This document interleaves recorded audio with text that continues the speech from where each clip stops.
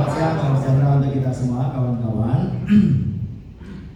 Tadi saya sudah memperkenalkan diri, jadi saya langsung masuk kepada diskusi kita pada hari ini. Pertama tentu saja saya mohon maaf jika terlambat hadir. Memang sejak di awal diminta oleh Pak Sekjen Partai Buruh, Pak Ferry Nuzarli. Saya bilang saya nggak sanggup tuh kalau jam 9 pagi, karena saya tidurnya baru jam 8 pagi. Kerja buat partai itu tidurnya standar jam 8 pagi. Jadi kapan saya tidurnya, kapan saya nyetirnya itu susah. Saya bilang kalau agak siangin jam 11 oke lah. Ternyata keluar tol, keluarnya ke apa itu? Naik MBZ tuh Kerawang Timur ya? Timur, jadi saya terpaksa harus balik lagi. Jadi itu saya mohon maaf. Kawan-kawan sekalian, pertama yang harus kita pahami adalah menjelang tahun politik ini, atau kita flashback dulu sedikit ke belakang, yang kita alami adalah lahirnya Undang-Undang Cipta Kerja. Undang-Undang Cipta Kerja dibentuk dengan metode Omnibus Law. Kalau dulu kita menyebut Undang-Undang Omnibus Law masih oke, tapi sekarang kita sudah harus bisa membedakan apa itu Omnibus Law, Omnibus Law, ya, apa itu Undang-Undang Cipta Kerja. Sebetulnya yang dimaksud dengan Omnibus Law itu atau Omnibus Law itu hanya teknik, ya, merancang sebuah peraturan perundang-undangan. Tekniknya. Dalam ilmu hukum tata negara ada suatu bidang tersendiri, ya, yang disebut sebagai Gesetz Gebung Lege, ilmu hukum, ilmu perundang-undangan, science of legislation, tekniknya. Di dalam sistem yang kita anut, civil law, kita punya hukum civil law yang kita anut ini di Indonesia, ya, itu tidak mengenal omnibus. Setiap satu undang-undang, peraturan di bawah undang-undang, satu isu, satu undang-undang. Hukum aturan tentang ketenaga kerjaan, undang-undang tenaga kerja. Hukum tentang serikat buruh, serikat pekerja, undang-undang SPSB. Hukum yang mengatur tentang partai politik, undang-undang partai politik. Satu isu, satu undang-undang. Lalu kemudian muncul kebutuhan hukum. Kalau satu begitu, proses legislasi DPR kan lama. Dibahaslah ini, diputar sana, putar sini, belum lagi kalau ada oligarki di situ main tawar-menawar dan sebagainya, lama. Maka muncul ide agar sebuah undang-undang itu boleh memasukkan berbagai isu. Itulah omnibus. Omni artinya banyak, bus itu dulu sejarah awalnya itu, bus itu dulu kan nggak bisa dibedakan antara angkutan orang dan angkutan barang. Jadi orang naik, kambing naik, sapi naik dalam satu kendaraan. Nah, semua masuk. Kira-kira itu istilah awalnya begitu. Nah, Omnibus Law itu tekniknya. Undang-undangnya tetap disebut Undang-Undang Cipta Kerja. Yang dulu awalnya itu Cilaka, ya, Cipta Lapangan Kerja. Nah, begitu kita plesetin jadi Cilaka, diganti jadi Cipta Kerja. Semua kita tahu bahwa undang-undang ini jelas merugikan kaum buruh, di samping elemen masyarakat yang lain. Dari lahirnya undang-undang inilah kemudian kita sadar bahwa seandainya kita begini-begini saja, dalam artian hanya bergerak, berjuang untuk kepentingan buruh dan keluarganya melalui yang disebut serikat, melalui dua instrumen. Yang pertama perundingan, yang kedua aksi. Kan gak ada lagi di luar itu, cuma dua aja, perundingan, aksi. Kalau kita menggunakan dua metode ini, aturan dibikin orang lain yang gak mikirin kita, cuma saat pemilu minta suara kita, beginilah jadinya. Yang dulu kita pilih 2019, dialah yang membentuk Undang-Undang Cipta Kerja. Berarti ada pengkhianatan di sini. Pengkhianatan inilah yang tidak boleh lagi ditoleransi. Maka kita berpikir, ya sudah, kalau begitu jangan pilih dia lagi, pilih partai lain. Dong sama, semuanya setuju Cipta Kerja. Oleh sebab itu muncullah ide gagasan bahwa kita nggak bisa mengubah diri kita kecuali oleh kita sendiri. Itulah muncul kemudian semangat kolektif dari bersama semua elemen serikat buruh, ya, terutama yang besar di ormas-ormas yang ada di KSPI, KSPSI, ya, di KPBI, Serikat Petani dan sebagainya sadar kita nggak bisa. Kita contoh negara-negara lain, misalnya Lula da Silva itu kan dia dulu di pabrik apa itu namanya VW, ya, las, bagian tukang las di pabrik VW di sana. Dia merasa bahwa kok gaji gue segini-gini. Dia temuin tuh ketua Serikat Petani, sama, gue juga nggak punya tanah nih. Tanah punya tuan tanah, gue cuma punya aja. Kalau begitu kita harus lawan negara ini dengan cara membentuk partai sendiri. Di beberapa negara lain begitu, itulah yang mengilhami, yang menjadi satu pemantik, ya, dari teman-teman serikat untuk kalau itu memang udah waktunya. Sekaranglah timingnya. Dengan undang-undang cipta kerja itu, omnibus law itu, kita bersatu dan kemudian kita membentuk partai politik bersama. Rumah kita semua. Ada yang mengatakan begini, sama aja ntar. Loh, kalau bilang sama berarti para pemimpin yang di setiap serikat yang ada sebagai inisiator pendiri partai buruh nggak dipercaya. Nah kalau gitu kok percaya sama siapa? Anda boleh pilih. Yang sudah terbukti berkhianat kita pilih dulu, atau para pimpinan kita sendiri yang masih ada peluang. Kita ikatkanlah janji komitmen kita itu dengan membangun yang 13 platform partai buruh dan 3 prinsip partai yang saya kira itu semua sudah disosialisasikan. Nah, itulah background sedikit sekilas tentang kenapa kita harus membentuk partai politik. Jadi kalau dulu hanya lewat yang namanya perundingan, ya, hanya lewat aksi, sampai kapanpun, sampai satu hari sebelum hari kiamat, kita masih akan terus begitu. Nggak selalu perundingan kita menangkan, ada kalanya kita kalah. Nggak selalu aksi berbuah pada perubahan kebijakan, ada kalanya kita juga terpaksa harus menyerah pada suatu isu yang merugikan kaum buruh. Kalau aturan orang lain yang masih membuat, kita akan terus begitu. Jadi bagaimana solusinya? Kitalah yang membuat aturan itu. Bagaimana caranya? Harus ada wakil-wakil dari serikat-serikat pekerja yang duduk di lembaga-lembaga yang berwenang membuat undang-undang, perda, dan seterusnya. Kalau bukan kita yang bikin, ya terus begitu terus.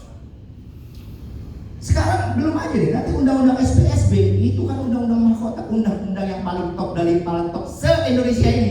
Udahlah, undang-undang SPSB itu udah paling gila, paling liberal, paling mahkotanya serikat.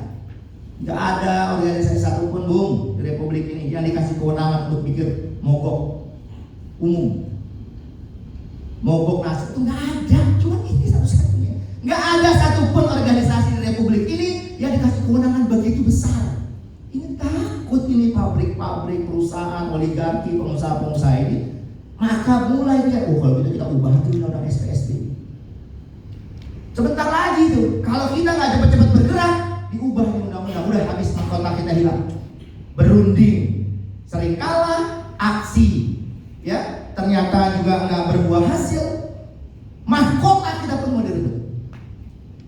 Oleh sebab itu, caranya adalah siapa yang bikin undang-undang harus kita sendiri. Kita yang bikin ini undang-undang supaya tahu maunya buruh apa. Yang selama ini merugikan kita coret, kita ganti sama yang menguntungkan kita. Hanya itu satu-satunya cara. Semua nih yang tadi saya dengar ya sepintas diskusi yang Pak Abdullah jelaskan tadi itu. Ini kan kasus-kasus peritilan-peritilan yang munculnya itu dari ujungnya ini. Kebijakan negara siapa yang bikin? Nah kita ini cuma anak bawang di bawah. Yang dikerjain dia sibuk sana, sibuk berunding sana, sibuk aksi. Dibikin mainan. Tapi kalau kita yang mengambil kebijakan ini, yang semacam ini pasti akan berkurang secara drastis. Pasti, hilang mungkin tidak, tapi akan berkurang secara drastis. Oleh sebab itulah kita perlu partai politik. Dan partai politik itu adalah partai buruh yang kita dirikan jalan bersama setelah sempat tiarap di tahun 2009. Ini waktunya. Semua sekarang sedang berkobar-kobar jiwanya, sedang semangat-semangatnya untuk kita ubah negeri ini. Aturan-aturan tenaga kerjaan melalui partai itu.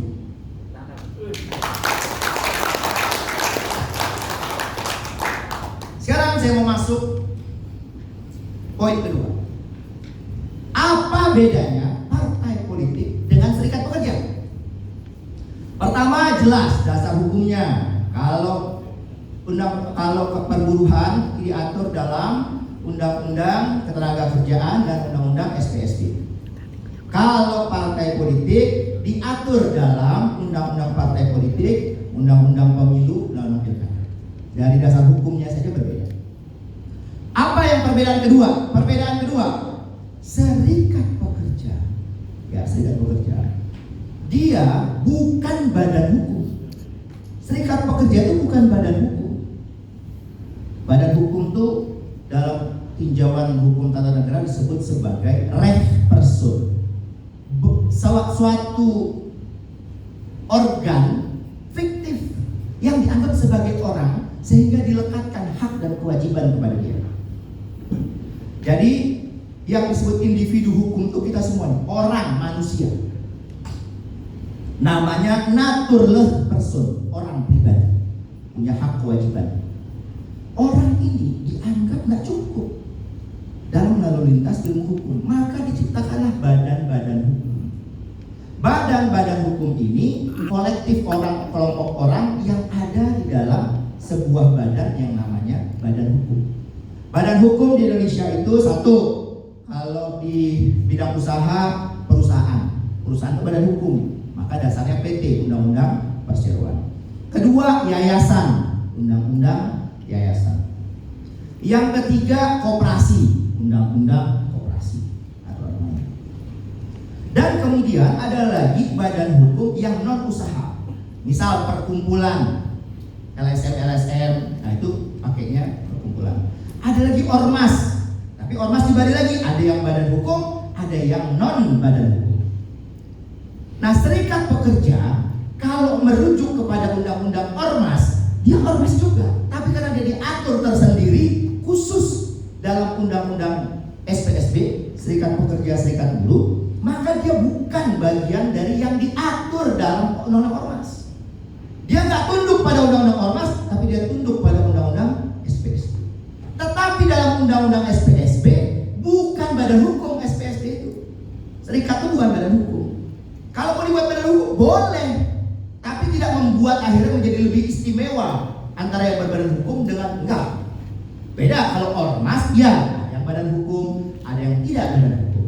Tapi kalau SPSB tanpa badan hukum pun dia dilindungi oleh undang-undang SPSB. Sedangkan partai politik badan hukum. Perbedaan yang ketiga, jadi kalau badan hukum, daya kekuatan hukumnya itu lebih mengikat, lebih fundamental, lebih kuat, mengakar dibandingkan yang non badan hukum. Yang keberapa lagi tuh? Selanjutnya, perbedaan selanjutnya. Kalau serikat pekerja, ya, dia boleh dibentuk secara nasional, boleh juga tidak. Kalau partai politik harus dibentuk secara nasional dengan persyaratan yang jauh lebih berat dan paling berat di antara semua organisasi yang ada di Indonesia. Di setiap provinsi harus ada 100%. Sekarang 38 provinsi, maka harus punya 38 provinsi. Di dalam setiap provinsi 75% minimal harus punya pengurus. Di dalam kabupaten kota yang 75% tadi, masing-masingnya harus punya pengurus sampai kecamatan 50%. Di setiap kabupaten harus punya anggota paling minimal 1.000 atau 1/1000 dari jumlah penduduk di kabupaten kota itu. Berat. Karena syaratnya berat untuk kepentingan yang lebih tinggi, lebih besar dibanding ormas, ya, LSM, serikat. Beda kawan, beda. Yang berikutnya dari sisi kekuatan hukumnya pula, kalau serikat dia bisa dibubarkan, tetapi harus melalui mekanisme apa namanya, dinas apa itu yang di surat apa itu Kerjaan. pendirian itu surat, iya, pencatatan. Dia dalam hal-hal tertentu bisa dibubarkan dengan mudah, bukan oleh perusahaan, tetapi apabila dia tidak ikut aturan dalam SPSP dan undang-undang ketenagakerjaan. Potensinya ada. Tetapi kalau partai politik, dia tidak bisa dibubarkan kecuali oleh Mahkamah Konstitusi. Ormas dibubarkannya bisa dengan Menteri Dalam Negeri yang mengajukan kepada Mahkamah Agung. Menteri Dalam Negeri, Ormas. Tapi kalau partai politik nggak bisa, harus Mahkamah Konstitusi. Dan yang mengajukan permohonan pembubarannya hanya seorang presiden. Siapapun nggak bisa bubar partai politik kecuali presiden yang mengajukan permohonan ke MK. Ini beberapa perbedaan antara serikat dan partai politik.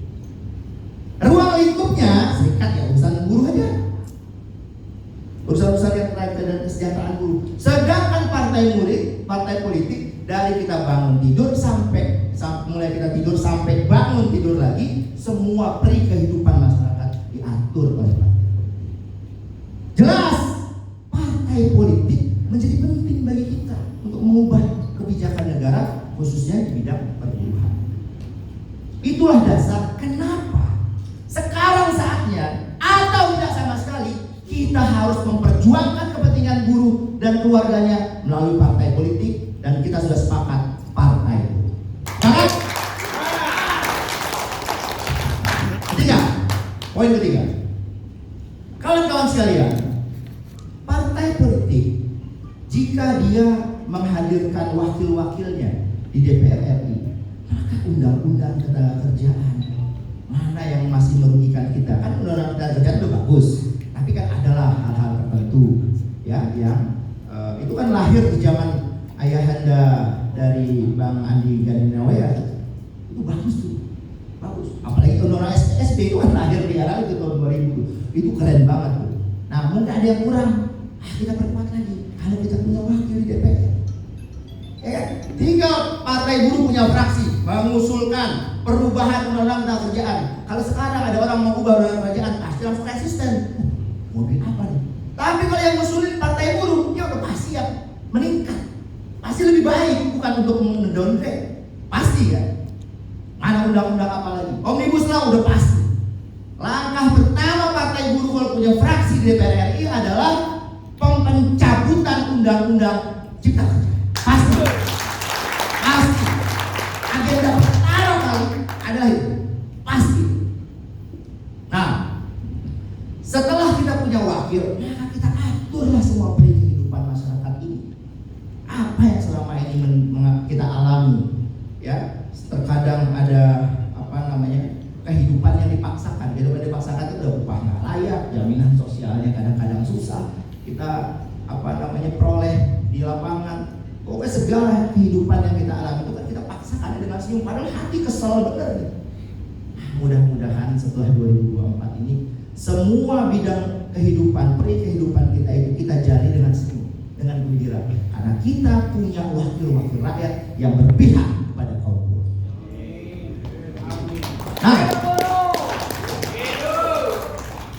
jadi nggak ada lagi kawan, nggak ada lagi kalau partai lain dagang. Ya saya masih berharap sama si partai anu.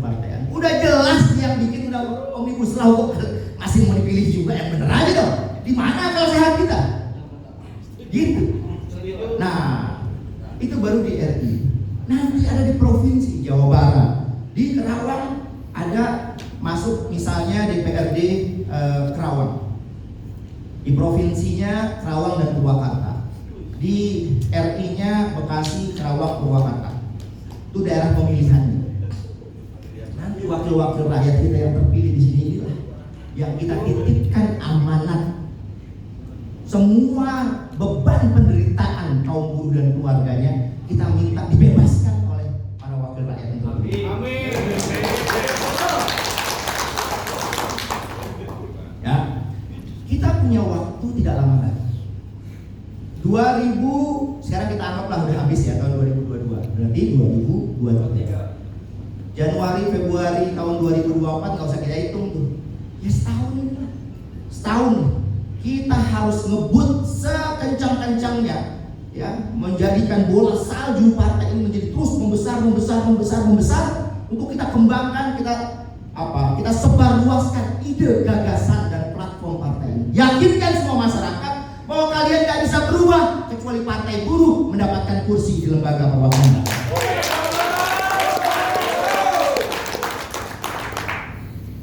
Ya. Lalu kemudian setelah kita yakin bahwa kita harus memilih partai, tujuannya udah jelas. Tujuannya apa? Tujuannya adalah kita punya kursi. Dengan berkuasa kita bisa atur segala kehidupan bermasyarakat dan bernegara. Kalau untuk bisa dapat kursi harus dapat suara sah.